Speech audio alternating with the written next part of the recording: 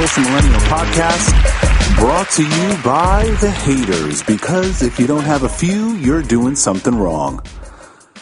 So many things happened this week. I mean, this is the world. There are things happening every single second, every half a second, of every single day, of every single hour, of every single half an hour. Some things I'll touch on, some things I won't. So I was thinking about the state of the blockbuster film industry, like summer movies, and man, it is dry for 2019. And the box office returns are really, I mean, it's lower than 2018. I just think it's because of the mediocre films. I mean, yeah, Endgame happened, and that was an event, something that even Marvel probably won't be able to replicate. And Spider-Man Far From Home just dropped, which I'm very excited to see. I have not yet. Please, no one spoil it for me. But what got me thinking about this was Men in Black International. I love Men in Black. Men in Black 1, 2, and 3 were a little but Men in Black International really, it's so middle of the road.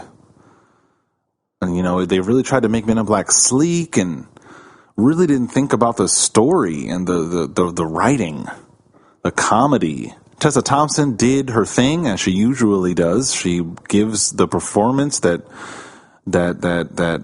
she's accustomed to bringing with the material, and did what she could with it. Chris Hemsworth too. Everybody involved did what they could with the material. So, you know, their performances are serviceable. Chris Hemsworth did his thing, but it's just, I mean, come on. Men in Black 1 was on point. And this Men in Black International is really it's not even Men in Black Light. It's almost like its own thing.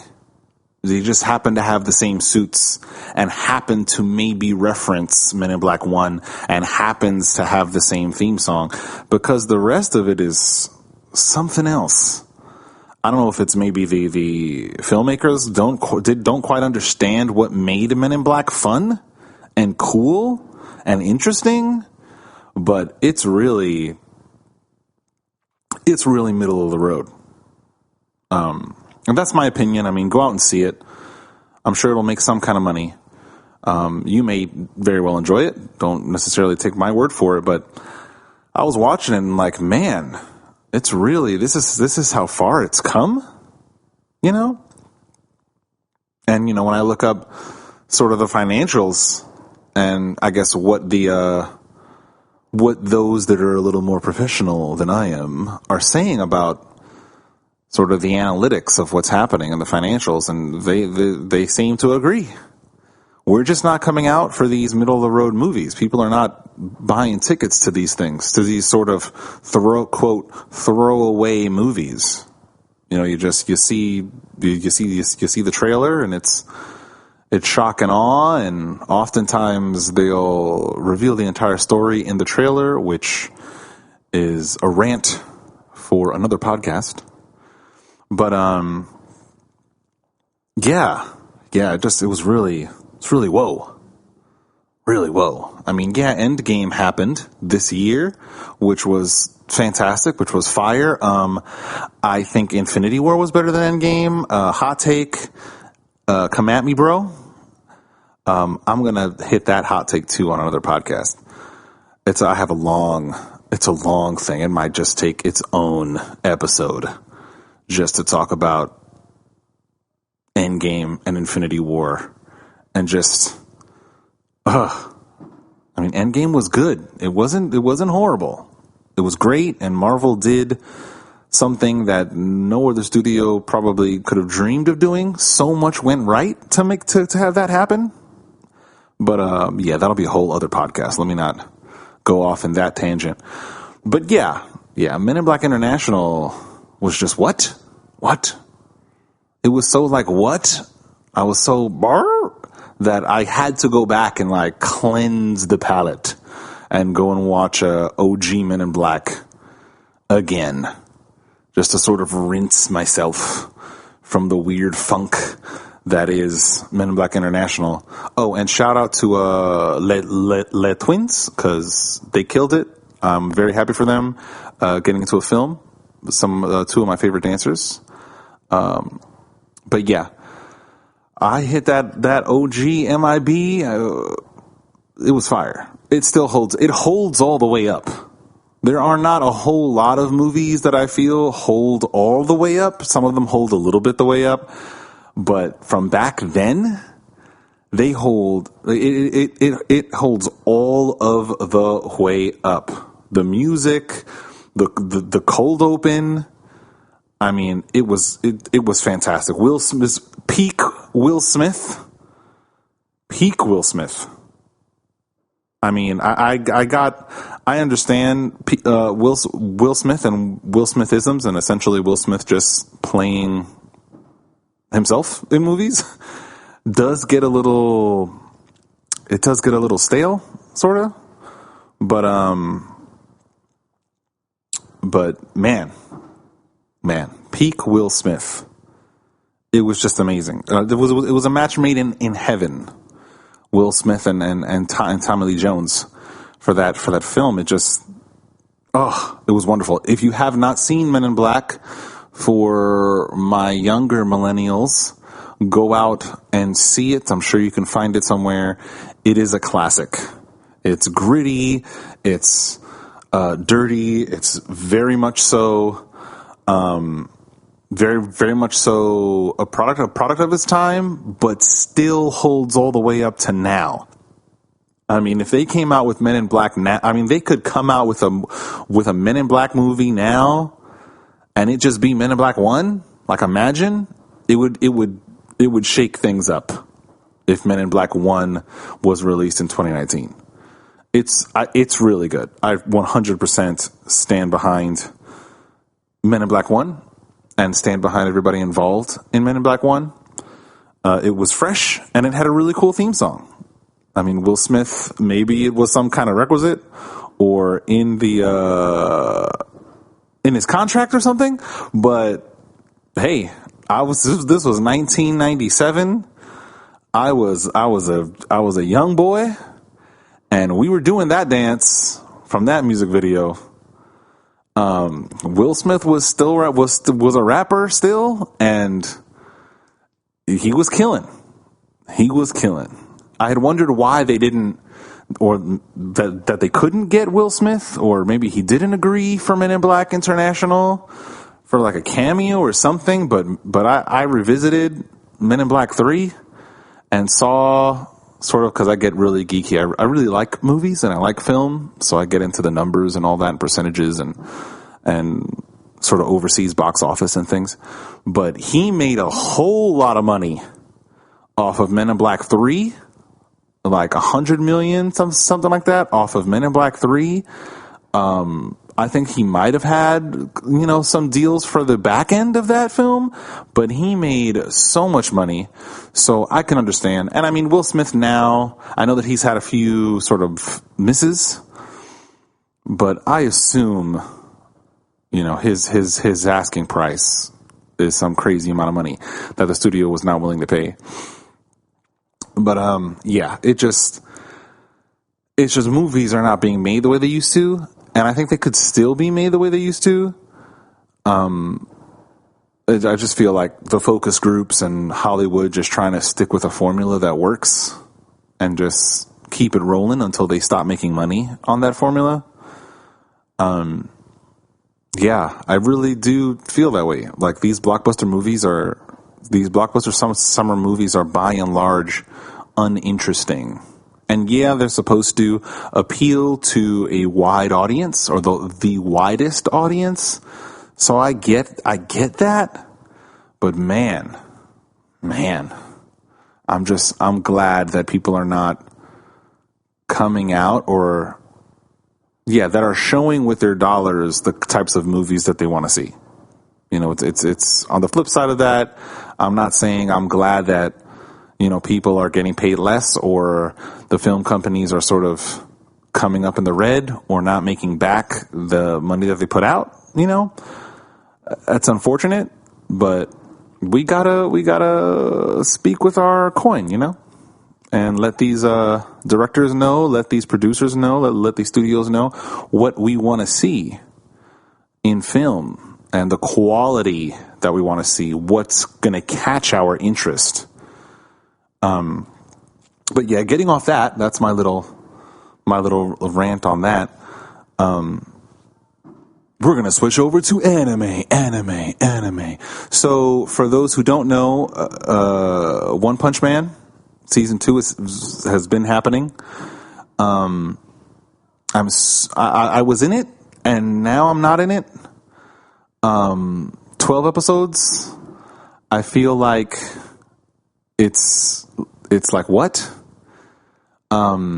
Spoilers for those who have not seen it, or have not watched it or don't know what One Punch Man is, but it's a really cool anime that is sort of designed to take the piss out of tropes, superhero tropes and manga tropes of sort of manga heroes and how that all plays out. It's sort of a subversive poke at the shonen genre,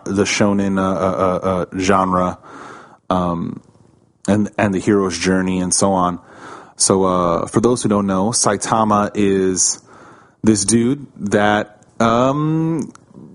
worked out and quote unquote worked out and became so strong that all of the enemies that he faces, all of the monsters and villains, so on and so forth, get defeated with just one of his punches. And he's now bored.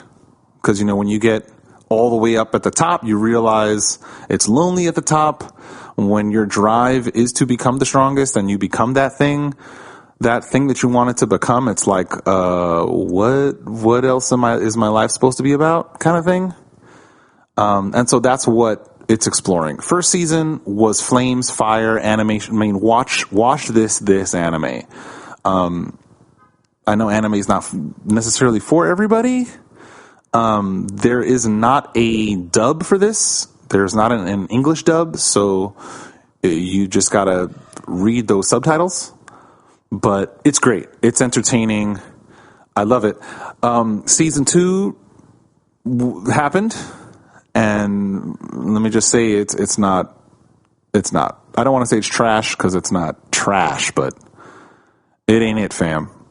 It just ain't it. This idea of King is cool, but it's the execution's off. The writing's off. There was the animation shows the quality. I could get behind it. Some things look really great, but I can tell where they're cutting corners and so on, and it's just like, what in the world?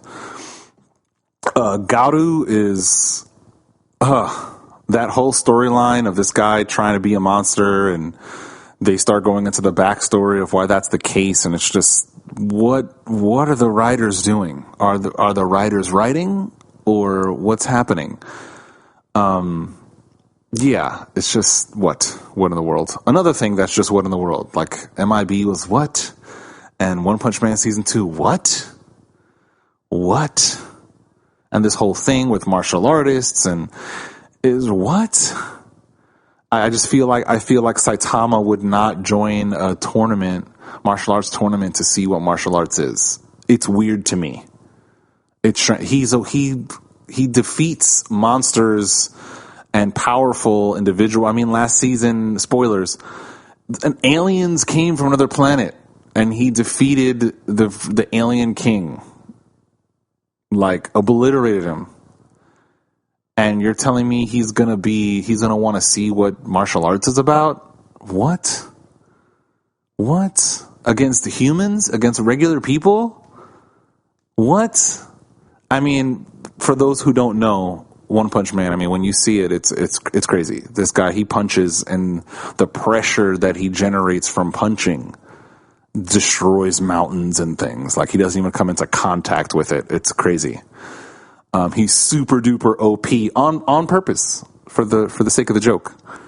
But yeah, it's like, it doesn't make any sense. It's not tenable. Why does he need martial arts if it's already clear that he can fight? we've seen him fight all of these monsters that travel at super speed and so on and so forth, and he just obliterates them, disintegrates them, explodes them with a punch. And you're telling me this guy's going to enter a martial arts tournament to see what martial arts is really about? Like, what do they do? It's weird to him? Nah, fam. It just seemed like filler to me. Like, you guys couldn't think of anything better. You had to fill up 3-4 episodes in the middle of the season with this? Really? And then have him oblivious to what's happening with the Monster Association? What? Why would he be oblivious? He was not oblivious all the other times. When it comes to monsters and it comes to being a hero, they've set up that Saitama is a hero. That's his goal was to save people. To become that strong to save people. He got busted up, came back, did his thing. So why in season 2 would he get distracted by King and playing video games? What? Why? For what? It was poorly executed. I'll just say that. Just poorly executed all around. I hope season 3 comes faster than season 2 came, because it took a while. I hope it doesn't do that Attack on Titans kind of thing, and we have to wait years and years and years for One Punch Man season 3, because it ended, spoilers, on a super duper cliffhanger. Like, it's not even, I wouldn't even want to call it a cliffhanger. It seems to episode 12. If episode 12 is the last episode, I read that it was. It was like, what? It just ended all the way. Like, ended like a normal, as if it was a normal episode. There was nothing hyper dramatic about it.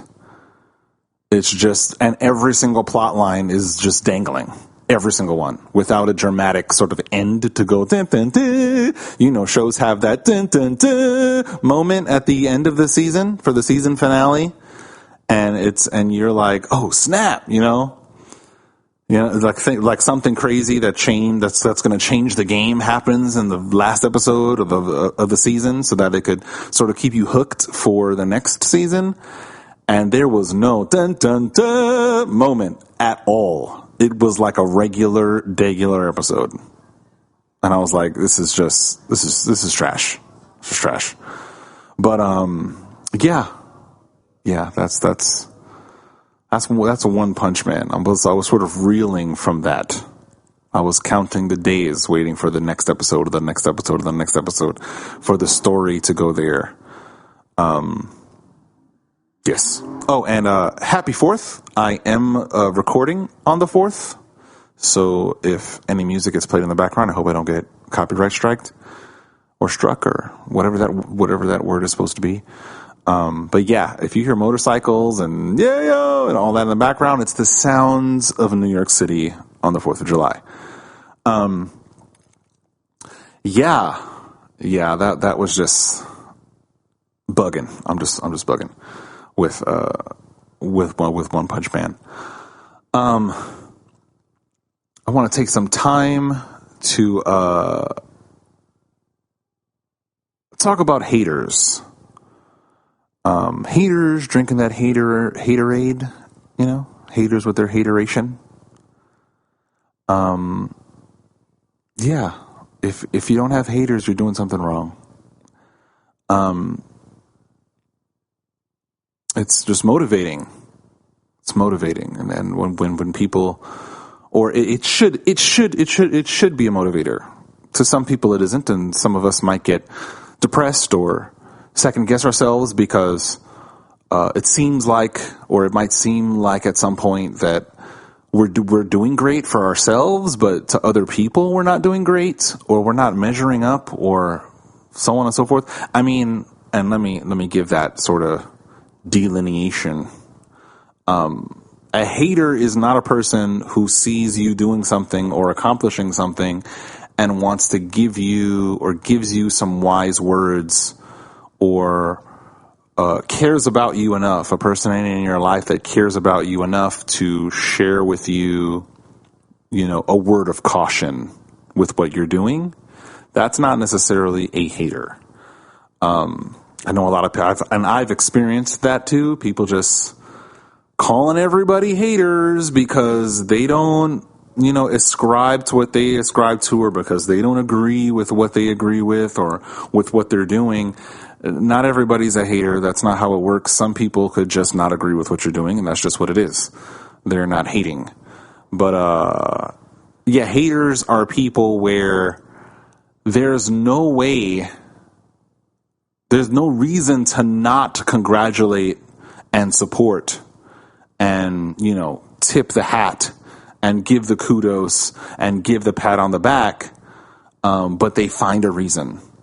Or they're just salty when they should be, or when the space is there to be congratulatory or to be supportive, they're salty, because someone, and don't be fooled. Some of the haters masquerade as non-haters, and want to give the word of caution from a place of saltiness. So you got to keep your eye trained on that too. But yeah, for those who feel like the haters are sort of a bummer, nah, fam. Nah. Haters are necessary. Because if everybody loved everything that you did, I wager that over time you would not do it as often. In general, I mean, if you're saving people and you're coming up with cures for things, I mean, you're going to want to continue to do that because that helps people at a very fundamental level. But,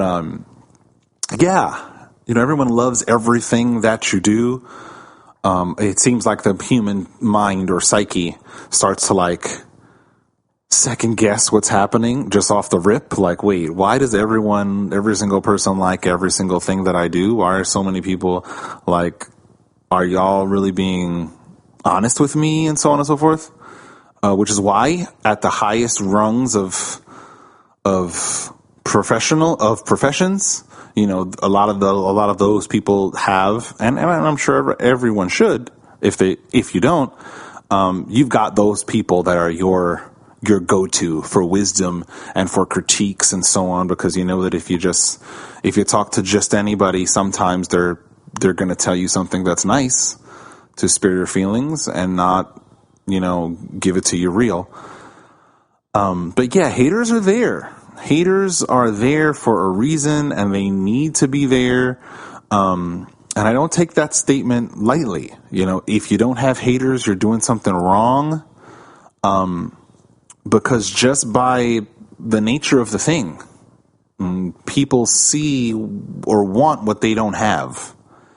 There are some haters that are they don't even really want what you have, but because they don't have it, they want it just for that fact. They're gonna treat you salty, even though at their core they're not that thing. They're not a musician, or they're not on stage. They're not on stages. That's not their thing. But they might want it or want that attention, or they're not a world-class engineer or something like that. Whatever it is, because believe you me, you can get haters from anything good happening in your life. They may not want what you have inherently, but they're just haters because they want what you have, but they don't really want it. They don't want you to have it. They don't want someone else to have more than them. So I guess that's my life lesson. I mean, I've gone through it. I've had haters that I thought were my closest friends, haters that were my closest friends that I had to find out via secondhand, via certain things going on that I just, as I kept analyzing, I'm like, wait a second, what the heck is happening here? What's going on? I've had haters that are people that I don't know and are haters. And I've had haters that are people who were the closest to me. The closest to me that anyone could ever be, and they're haters. They're haters. I've had haters in my love life. Let me tell you, that is a rough going. For those of you who may have had haters amongst those who have been a part of your love life, it's not fun. It's really not fun. I mean, it's not fun to find out that people who are close to you, whether they're friends or cousins or family or something, that are haters, which, let me tell you, you'll find a lot of haters in your family. That's rough. But when you let somebody in, that gets all of you, that gets that to see the inside of you, like inside of your heart and your soul and so on and whatnot. And you lay your armor down with that person, and they're your undercover hater. That is not easy to deal with. Let me tell you, fam. I mean, I'm not gonna shout anybody out. Everyone's gonna remain nameless. I don't believe in that. Like, I don't believe in and so and this and that. That's not a thing that I like to engage in. So no, I will not be going super duper duper duper duper duper personal, but just let it be known, it's rough when you lay down your armor for somebody and in the presence of somebody, and they're your undercover hater the whole time. And you just end up finding out, whether it's, something that happens that you figure it out, or you just get older. With time, you just get wiser, and you start just looking at it. You start sitting high and looking low. You get up on the mountaintop, and you just start assessing your life and where things are going, and you go, wait, one of these things doesn't look like the other. One of these things doesn't add up, and you come to that conclusion that it's this person. It's a bombshell. Some people unravel when they find that out, especially if they had been in a relationship for a long, long time. People unravel. And when I say unravel, I mean mental, emotional breakdown, and physical too, because, your mind affects your body. You lose weight, you get stressed out. It's a whole thing. Like, it's a holistic process when you're in that kind of a place. Because when you find out the one that you dedicate time to, or deciding to dedicate time to, deciding to care about, deciding to love, is the one that, for lack of better, or I should say, generally speaking, is holding you back, or is taking steps to attempt to hold you back, or to keep you at a certain level for whatever reason. Yeah, man, that's not for the faint of heart to go through. It really does. It affects all of you, because all of that sort of dissonance. Like, I want to love you, but you're like repaying my love with this hateration, when I want to develop myself, and as I develop, you get developed. Just, that trickle down effect, and vice versa. I want you to develop, so that for that trickle down, we grow together, kind of deal. When I get mine, you get yours. You feel me? And vice versa. When you get yours, I get mine. When I make that bread, I come and scoop you up. That kind of mentality, that kind of thing. I get that promotion. It's gonna bless you too, not just me. And you find out, or for whatever reason you find out, or however you find out that this person is your biggest hater, man. Let me tell you, I went through that. That was not fun. That was not a fun time. And I'm the kind of person who, this is not going to become a relationship podcast. At least I don't think it will. I definitely like to hear a lot of feedback from you guys. Plug time. Check out Social Millennial Podcast on Facebook and Instagram, at Social Millennial Pod, on all social medias. Check out this podcast on YouTube. Please subscribe, because I really want to get that URL for YouTube. It's just some crazy long, set of numbers and characters and things, but it's there. I'm also on a Stitcher, Google, Apple, by all means, hopefully covering all of your podcast outlets. There's probably many more, but those are the main ones. I'm on Spotify too. So plug time over. Yeah, it's rough. I went through it. It's not fun, and it took me a while. Oh wait, what was I going to say? Oh yeah, this is not going to become a relationship podcast, or maybe it will. Yeah, I went through it, and it was not a thing. It was not it, fam. And as much as I thought myself in my younger years, as much as I thought myself to be a smart person, and maybe I think myself to be a smart person, you should always, you should think well of yourself. You should not think down of yourself. Yeah, man, I was foolish. There were certain things that I did that were not wise. Even though my ideals sort of spoke to me in a certain way, that I should be this and I should be that and this is what I stand for, I had to come to the realization that I can still stand for those things, but also do right by me. And you've got to remember, you got to do right by yourself. If you respect yourself and you love yourself, you have to do right by yourself. And yes, it's, love yourself and so on. Not self-centeredness, not conceitedness, but that you care about you, about who you are, about what you are, about how you see yourself, how you feel about yourself, about where you're going. You should care. So when I say, for yourself, that's what I mean. It can't be, there should not be that many things that you do at the expense of yourself. There are times when you should, especially socially and culturally. There are times, you may not want to do a certain thing, but you got to do it, and that's just what it is. But you're in a relationship, and your biggest hater is the person that you're in a relationship with. You've got to do right by you, because it turns into stress that you're inviting into your own life.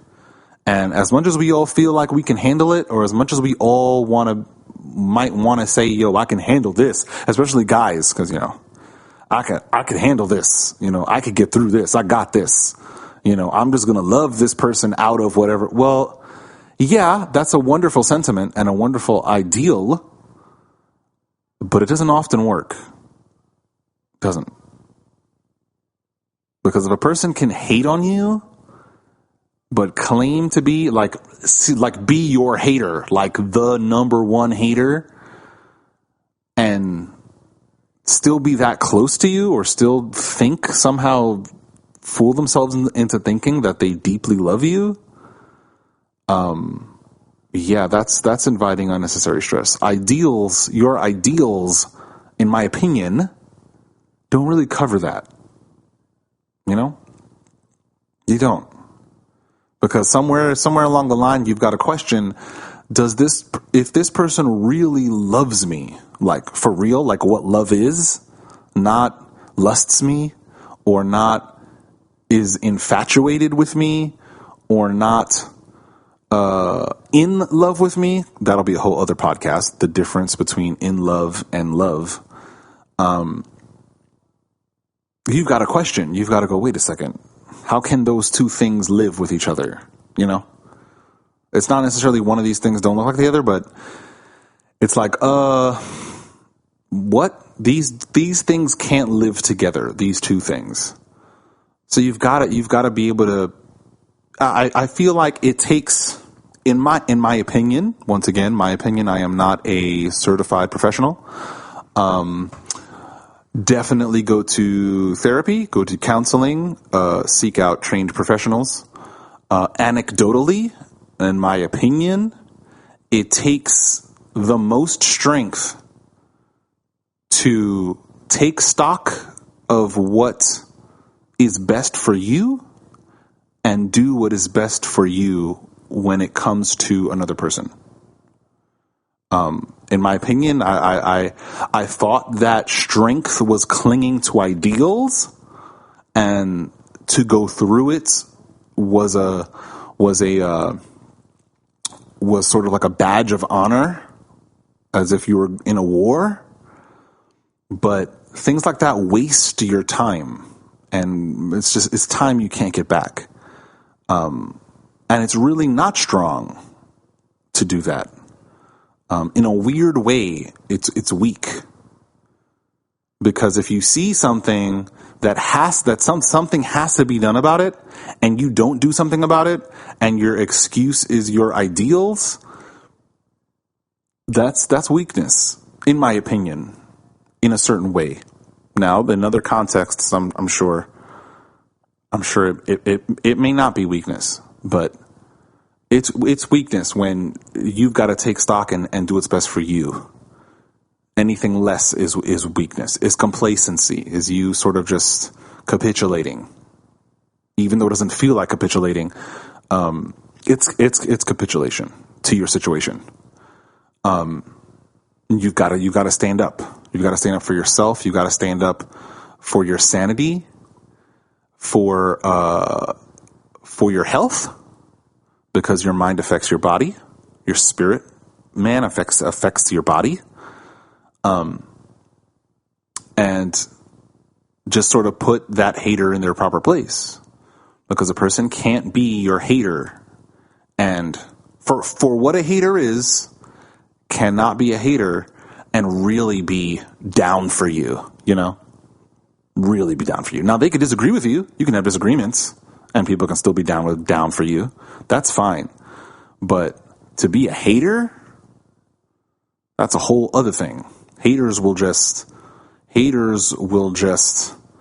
diminish you for I wanted to say for no reason, but there is a reason. It's warped, and reasons that are birthed out of low self-esteem and low sense of self and laziness and complacency. But yeah, don't let those haters win. For those who sort of have that reaction to haters, to the negative, where you get quiet and you sort of shrink a little bit, don't shrink. The haters are your motivation, because the same way that you get attention and kudos from people for what you're doing, and with all of the attention that comes with it, your haters are checking out for you. So you're getting attention from them too, and haters whip themselves up. You'll do your thing and just be focused on getting your bag, developing yourself, creating, being creative, building businesses and so on. And haters will just spin their wheels and spin their wheels and spin their wheels and get worked up while you're doing your thing to get to where you need to get to, and they're stuck in the same place. Now I'm hearing some sirens. I really hope that those sirens stop soon. The sounds of New York City, I hope it doesn't come through the mic. But yeah, they'll just keep winding and winding and winding and their wheels will just keep spinning. But you're going to keep getting their attention. So you could consider that a win, I guess. Let them be your motivation. They're my motivation. My haters are my motivation. If I don't have a few haters, I know I'm not doing something right. That means I need to be on my grind more, because I need more haters. I need more, because for the amount of haters that one could have, the amount of people that truly support you are exponentially greater. Exponentially. That's just, I want to say that's just how it works. It's science, bruh. It's science, bruh. It's like to the 10th power, bruh. Yeah, but it's not, I'm just saying things. But yeah, you're going to have people who support you, at a ratio that far outweighs the amount of people that are haters of you, that hate what you do. And the world is always going to have hate in it until the end. Until this world is not here, the hate is just going to be there. So don't get depressed by the haters. They're still checking for you.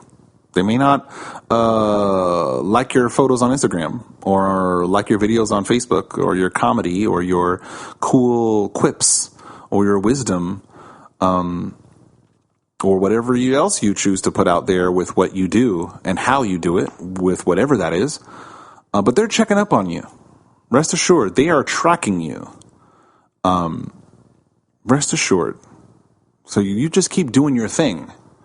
And let the haters motivate you. Let them drink all their haterade and, foment whatever they're going to foment. But you're doing something right when people are checking for you, And if your number one hater happens to be someone that is in a relationship with you, a close relation, a deep relationship with you, then do something about that, because a lot of time can get wasted that you can't get back, and that person can't get back. You've got to remember, if you do care about that other person, you're going to deal with it, because not only are they, or can it waste your time, but it can waste their time too. If they want what you have, and they resort to spreading rumors about you or trying to plant seeds of doubt into your mind, into your spirit, to keep you at a certain level because they don't want you to get to that level for whatever reason, or get to a level that's greater than them, or for a slew of any other reasons, you owe it to them, if you care about them, to deal with it so their time doesn't get wasted, not just so your time doesn't get wasted. Because, relationships are a two-way street. It's not just you in a relationship with them. It's the two of you together, jointly, committing to something, whatever that something is. Whether it's polyamory or what have you, you just got to deal with it. It helps everyone, and it hurts to deal with it because, like I said, it takes more strength to confront it than it does to create an excuse, whether it's your ideals or it's not the right time or whatever it is. Because I'm certainly not walking in every single person's shoes on this planet, so there are plenty of other things and reasons that I've never seen before to do things. But yeah, you got to deal. You have to. You've got to be strong, and it'll hurt, and hopefully it gets resolved properly. But you will grow no matter what. Even if it ends poorly, you will grow and you will learn something about yourself, which is paramount. As we walk through this life, we should forever be learning about ourselves and about what we can handle and what we can't handle and how we should handle it. Yeah, that adage, that biblical adage, be ye transformed by the renewing of your mind. We should constantly be learning about ourselves and in the development of ourselves, we will continue learning. As we confront our world, we will continue to learn about what we can and cannot handle, what is good and not good for us. So yeah, haters are haters. Haters are haters. Deal with those haters that are those in relationship with you and in proximity with you. And let the third-party haters hate. Haters gonna hate, fam. Let them do it. Let them motivate you. Let them make you strong. Let them give you that vigor. Like, oh, okay, y'all want to hate on me? Well, check this out. Y'all hating on me, and I just got a promotion. Check out this second promotion. Check out this car I bought with my raise. You feel me? You just make that happen for you, because the haters are going to be busy spinning their wheels and not doing for themselves, and that's not your problem. It's never a negative. When you're developing yourself, it's never a negative. So don't get depressed or shrink because other people want to turn something that is for your good, or want to make you think that something that is for your good is trash, because it will never be trash, because it's for your good. You feel me? So that's my sort of pseudo, not really a rant, but my sort of life lesson, and just sharing encouraging words to you guys, because haters are just going to be haters and are going to be there to hate. yeah, thanks a lot for sticking with me for this long, like 100%. I'm really keeping it free form and doing what I feel. If you guys have any comments, questions, concerns, if you guys want to hear any of my takes on certain things that have been going on, whether it's current events, whether it's a genre of music, whether it's artists, politics, whatever, feel free to DM Social Millennial Pod on Instagram, at Social Millennial Pod on Facebook. The email, please get to us at the Social Millennial Podcast at gmail.com. Once again, the Social Millennial Podcast at gmail.com. I would really love to hear from you guys. We're going to be getting on Twitter soon. Just haven't quite got there yet. But yeah, comments. I mean, I'm on YouTube. Hit it. Comments, kudos, thumbs up. Any kind of support you guys want to give. I'm definitely not on that tip to be asking you guys for money. I'm not hitting that. I don't really want to do that. I don't really like doing that. That doesn't make any sense. But yeah, if you could throw my, come and follow us on Instagram and Facebook, throw some posts, some likes, hit us with some reviews on Facebook and some likes on Google and Stitcher, etc. I mean, that would be great. And if you guys have any suggestions, maybe you want to hear my zany thoughts on certain things, let us know.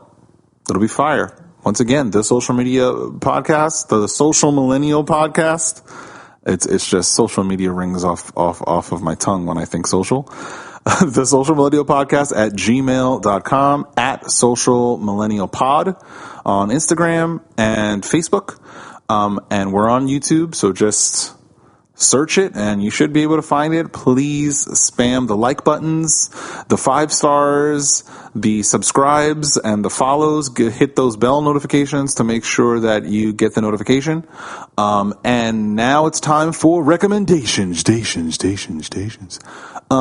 So I'd like to recommend to you guys, since we were talking about movies and sort of popcorny movies, check out, if you have not checked out yet, check out a movie called Equilibrium. I mean, it's fire. Equilibrium, if I'm not mistaken, came out the same year as The Matrix. Oh, no. Yeah, no? Did The Matrix come out in 1999? Am I bugging right now? Let me make sure. I thought it was the same year as The Matrix. I think I'm bugging. Yes, The Matrix was 1999. Equilibrium dropped, what was that, 2002? Equilibrium dropped. This is the Equilibrium stars Christian Bale and Taye Diggs. And yeah, it's fire. It sort of got overshadowed by The Matrix. The Matrix came out 2 years before, but the world was still, flipping out about The Matrix. Like, it was Matrix frenzy worldwide. When did The Matrix Reloaded come out? Right. Then The Matrix Reloaded came out 2 years after that, 2003. But yeah, it got overshadowed by The Matrix. It was a really cool movie, a cool idea. Definitely check it out as a sci-fi sort of dystopian future kind of film. It's pretty fire. Christian Bale does his thing in this film. Taye Diggs does his thing. Let me let you know what that movie is about. I mean, it's a decently liked movie, but it's better than average. IMDb score is 7.5 out of 10. On Google, 85% liked it. Rotten Tomatoes is 40%.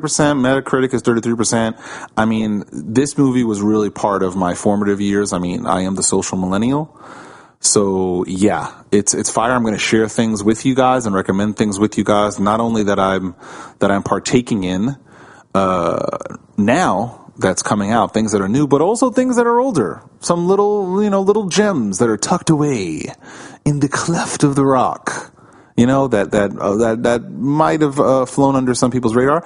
And hey, the next generation who's listening to this, Generation Y, I think, Generation Z, something like that. They'll definitely get to see. Because listen, I shouldn't be flabbergasted, but it always surprises me when I talk to a young person and I talk about cassettes or I talk about CDs or something and they have no idea what that is.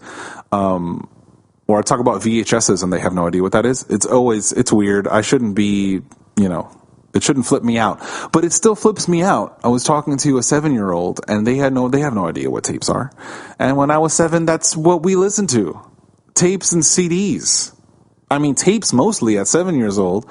By the time I hit preteen, we were talking about CDs, like 11, 12, but 7 was tapes, recording everything on tape, flip that tape around, make sure it doesn't get jacked, wearing out the thing.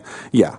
So it still flips me out. So next generation, Generation Y or Generation Z, you guys may not have seen this. Wouldn't even think to go check for this film. But yeah, Equilibrium, really cool dystopian. It really makes you think. About what's happening now with media censorship and so on.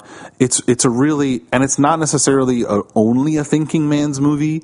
It is an action movie. So buckle up for that kind of action. Think like it's action along the lines of The Matrix meets Minority Report. It's like that. It's cool. There's like some intrigue involved. I'm going to read you the synopsis now. In a futuristic world, a regime has eliminated war by suppressing emotions. Books, art, and music are strictly forbidden, and feeling is a crime punishable by death. Cleric John Preston, played by Christian Bale, is a top-ranking government agent responsible for destroying those who resist these rules. When he misses a dose of prosium, a mind-altering drug that hinders emotion, Preston, who has been trained to enforce strict laws of the new regime, suddenly becomes the one capable of overthrowing it. So yeah, it's a pretty fire film. I mean, fire. I love the premise.